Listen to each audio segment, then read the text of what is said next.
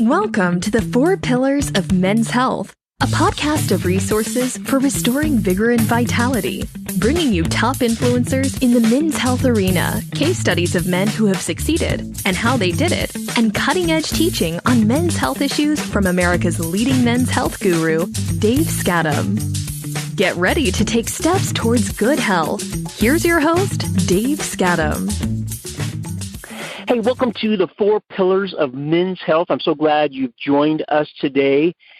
And we've been going through this series of podcasts, just interviewing people, guys who have lived life and they have some ups and downs, and we've just been talking about all of that. And a common theme, this is really interesting, a common theme in many of these podcasts are people who have come into our lives who have had great impacts, like coaches, spiritual mentors, or people like that. And I have one of those people on my call today who had a big influence, and it's my high school wrestling coach, Dennis Springer. Dennis, I'm so glad. Welcome to the 4 Pillars of Men's Health. Well, Dave, it's a pleasure to be here with you. You're very kind with that introduction of having an influence. You know, as a teacher and a coach, you hope you could guide young people in a better direction. Yeah, yep.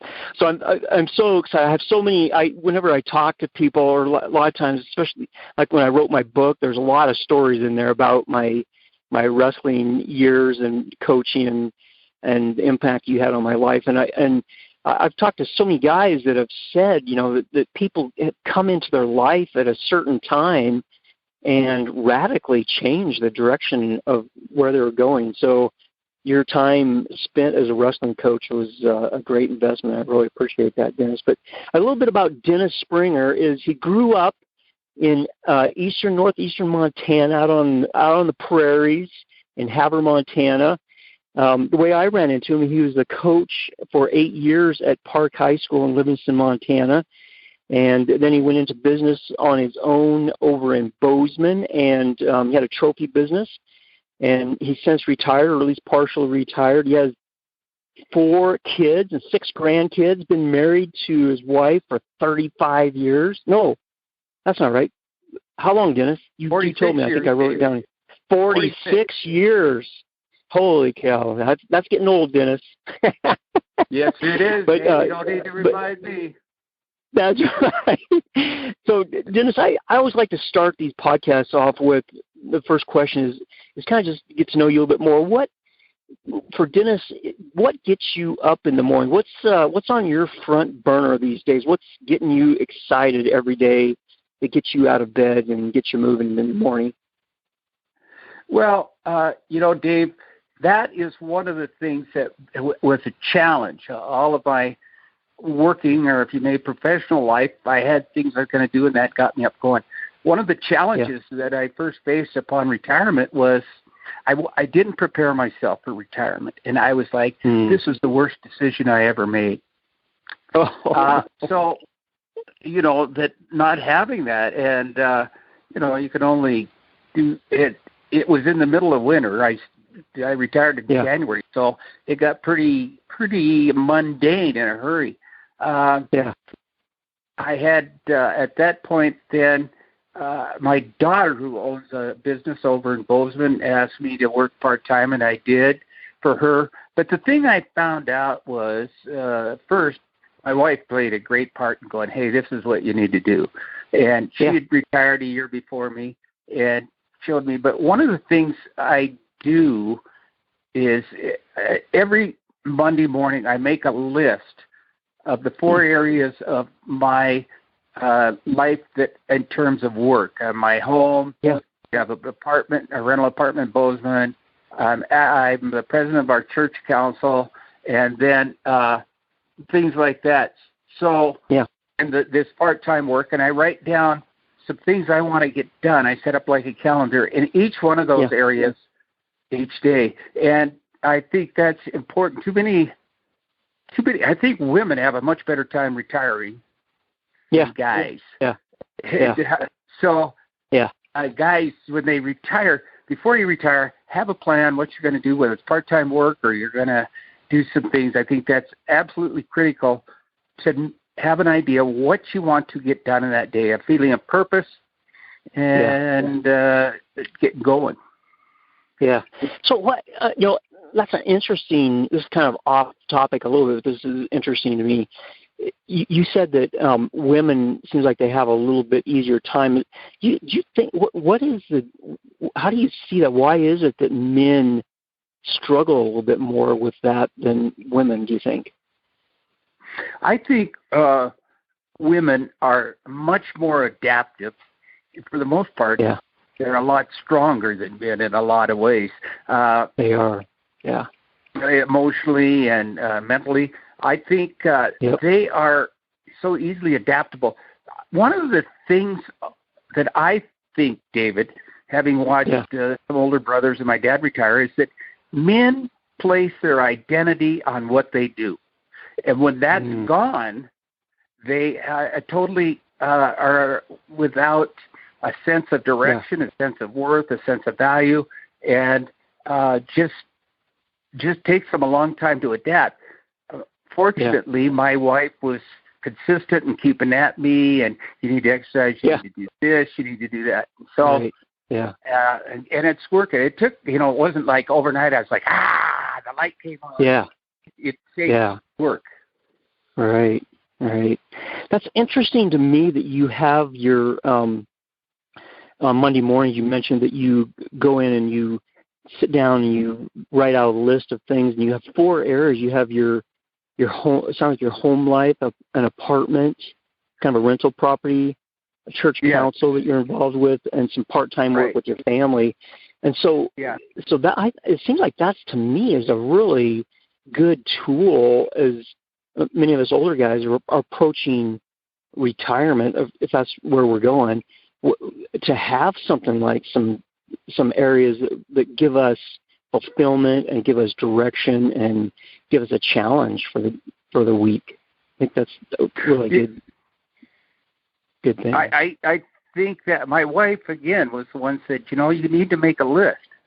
Well, when you start thinking about things you need to do, I had to divide them up into, for my way of thinking, people do anyway, but it gives you a sense of direction, and these daily goals, David, or achievements that you want to do, and at the end of the day, you feel a sense of accomplishment. A little bit frustrated if you didn't get to some of them, or maybe you fiddled around doing something too long, talking to people or something. But and that's one of the things that retirement allows you to do, and and I think we need to let ourselves do those things without a sense of guilt. Well, I didn't get X, Y, or Z done at those times. People in relationships, and David, I know you know this, but you'll learn it more and more. When you retire, special people and special relationships in your life, family, close friends, become very, very important. As terms of support, and you're going, the thing that's most of you are going through the same kind of thought process and going on. And that reminds me, one of the other important things, Dave, that I've found out at this time of my life is you need to surround yourself with like-minded people, or people that are wanting to do things and they're positive. And it really, that can really have an influence. Fortunately, I have a great wife. I've got super friends, and all my kids live in Bozeman, and my grandkids. So everything that's a priority to me is attainable at any time. And we all need a sense of spirituality. You and I are of the Christian faith, but you have to have a sense of that, because there's 4 parts of every human being, and they all influence each other. It's the physical, actually, the mental, the emotional, and the spiritual. And any one of those that get a ding in it, it affects all the other 3. Yeah, exactly. Yep, that's what I found. Hey, so here's a question for you. I'm kind of like this an amateur historian. I love looking back and reading. I have an Audible account. I got like hundreds of books in there, and a lot of them are on history. But when I think of men's health, my mind kind of goes back to this Greek and Roman era, and I have this vision of this great artist taking this big chunk of marble rock and starting to chisel away at it, and pretty soon, eventually, out comes this picture in his mind of this ideal man. And I'm wondering if Dennis Springer could, set an ideal man up on one of those Greek columns or Roman columns and say, what, this is my definition of what it is to be a healthy man. What would that person look like? Oh, Dave, that's a great analysis. Analogy, I should say. God, but it's a difficult question. That is a great one for Mr. Sponsor. Let me give you a little bit of what I've found since, Dave. I left in '84. You had already graduated and went into business. During that time, all the things, the regiment of my life of some time to work out and the day-to-day work, it changed into small business, and I got pretty wrapped up in that. But over the course of that time, I'm probably the epitome of a very unhealthy man. So take what I'm saying on the opposite end. Just flip the mirror here. On the first of all, I was diagnosed as being pre-diabetic, which means you actually are, but you're right on the fringe.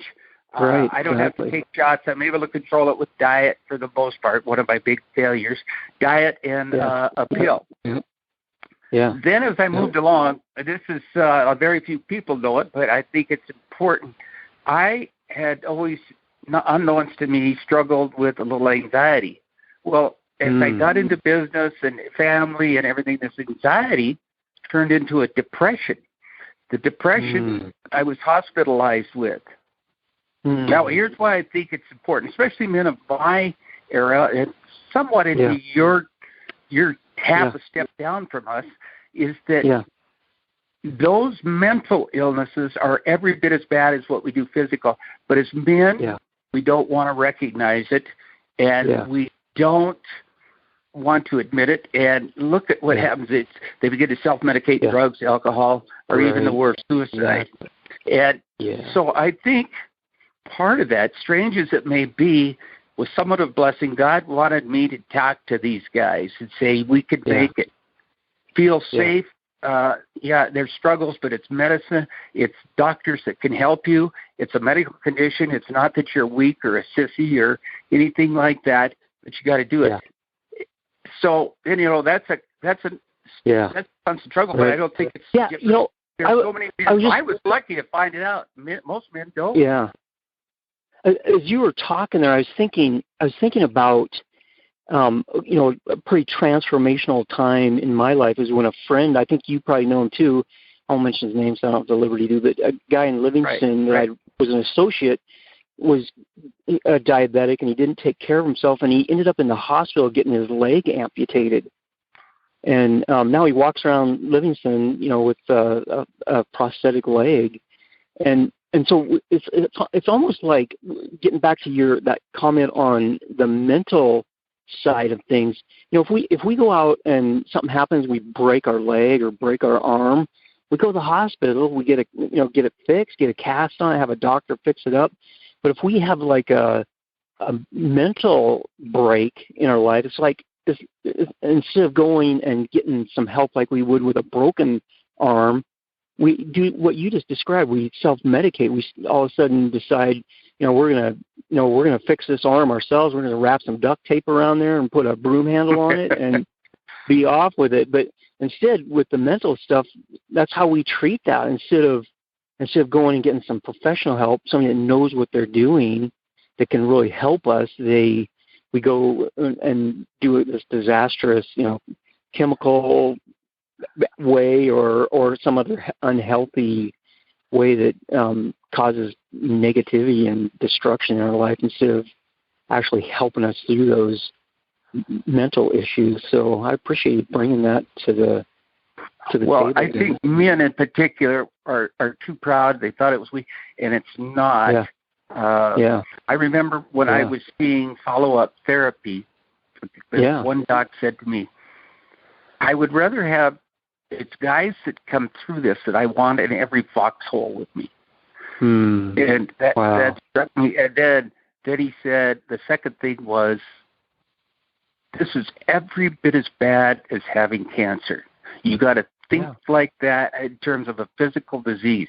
You got to think like that. You got to direct yourself that way, and then we go. And so, fortunately, there's people out there that can do it that are exceptional.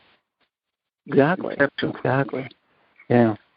All right. So here's my next question for you. What kind of, as you look back over your life, tell us, you've already mentioned a couple things about, sounds like nutrition might be an issue for you, but when you look back over your life, what are some of the things that, as you look back, maybe there was a time or a person or something that happened that made you either go into a really healthy direction or vice versa, into a really unhealthy direction? What is it that makes you personally unhealthy or super healthy, or at least healthy? That's a great question. I think there's a number of things did, but as I reflect back, and I was thinking, you sent me those questions, kind of a preview, and I think back, I think one of the biggest turning points that had a tremendous influence on me, well, first and foremost, was getting married to a good lady. I think that's what gets us all kind of based. But secondly, was when I went into work at this, everything that, into my own business, I should say, that it changed. I was irregular hours, terrible eating on the go, grabbing any fast food I can,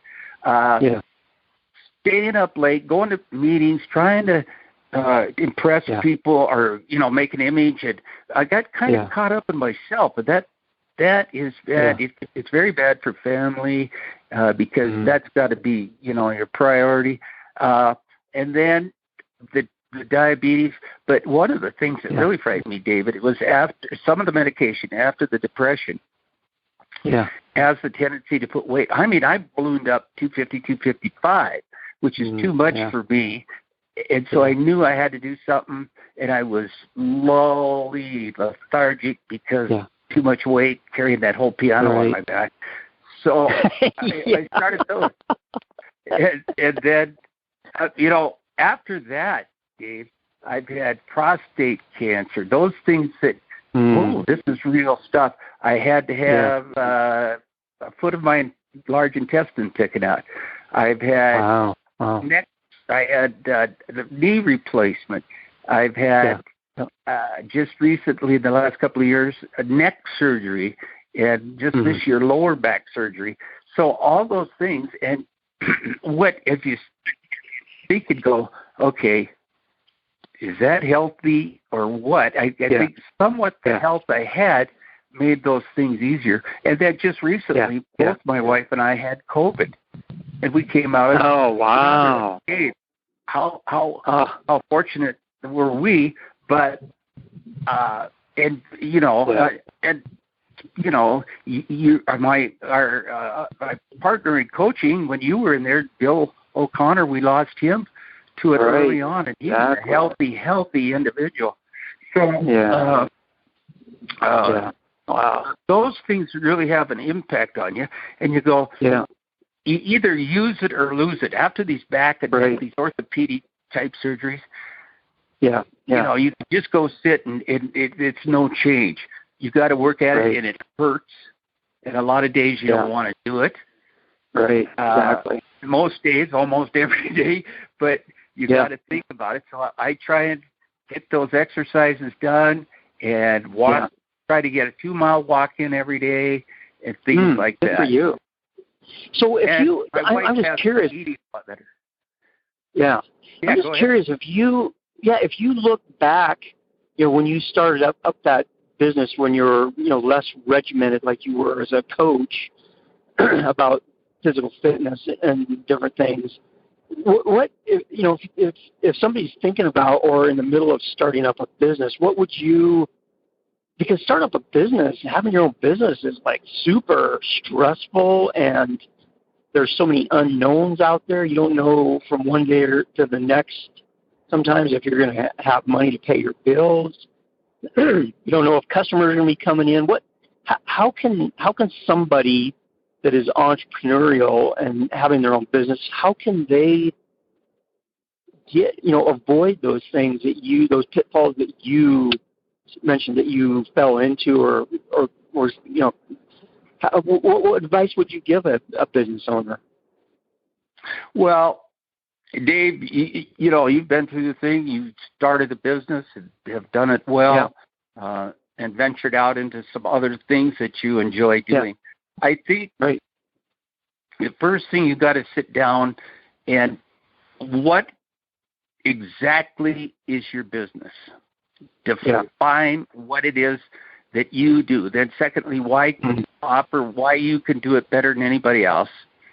Thirdly, if you need people, if you're going to finance yourself with a salary for a year and a half as part of that financial package. Hire people that can free you up to run the business. Not the business run you. And that was probably my biggest mistake, Dave.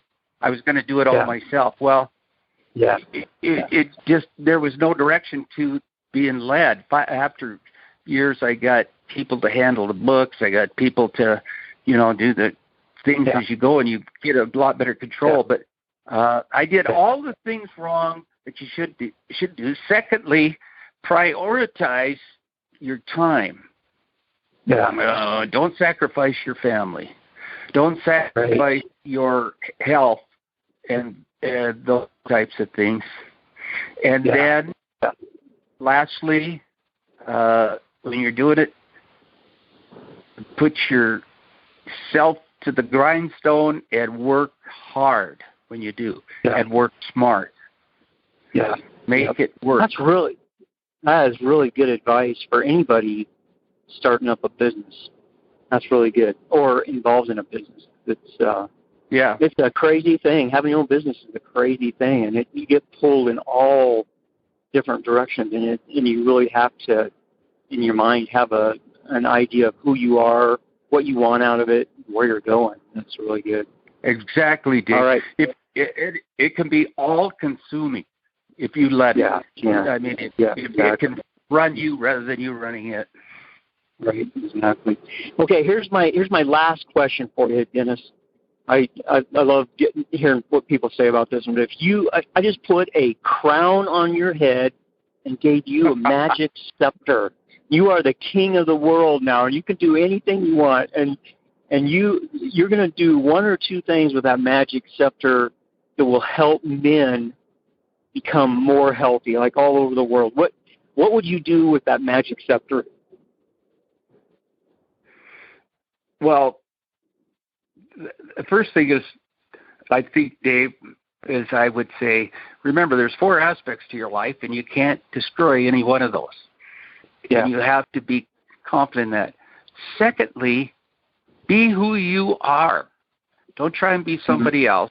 That's easy to get caught up in, or don't be honest to yourself. And when you get comfortable, if I may, comfortable in your own skin, then you can really prioritize what you want to do.